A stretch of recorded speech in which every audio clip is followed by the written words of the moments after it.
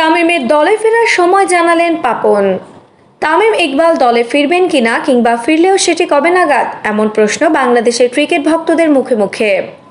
বিষয়টি নিয়ে এর আগে অনেকবার কথা বলেছেন যুব ও ক্রীড়ামন্ত্রী এবং বিসিবি প্রধান নাজমুল হাসান পাপন। তখন স্পষ্ট করে কিছু না বললেও আজ জানিয়ে দিলেন এই বছর আর জাতীয় দলে ফেরা হচ্ছে না তামিমের।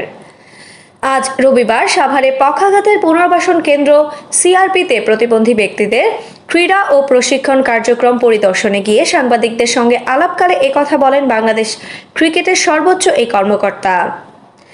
তামিমের দলে ফেরা নিয়ে সাংবাদিকদের প্রশ্নের জবাবে যুব ও ক্রীড়ামন্ত্রী বলেন, এই ইস্যুতে বিসিবির অন্যতম নীতি নির্ধারক ও পরিচালক জালাল ইউনুস এবং senior board director Enayet Hossain সিরাজের সঙ্গে তামিম কথা বলেছে। তামিমের সঙ্গে নিজেও বসবেন উল্লেখ করে পাপন বলেন, শুনেছি আগামী বছর থেকে তামিম ইকবাল খেলবে। সাংবাদিকদের সঙ্গে আলাপকালে কথা ওঠে পেসার মোস্তাফিজুর রহমান প্রসঙ্গেও। ঘরের মাঠে জিম্বাবুয়ের বিপক্ষে 5 ম্যাচের টি-20 সিরিজ থাকায় আগামী 2 মে দেশে ফিরতে হচ্ছে মোস্তাফিজকে। মোস্তাফিজ প্রসঙ্গে বিসিবি সভাপতি বলেন, ফিজকে পেলে আইপিএল লাভবান হতো, তবে বাংলাদেশের স্বার্থেই তাকে ফিরে আসতে হবে।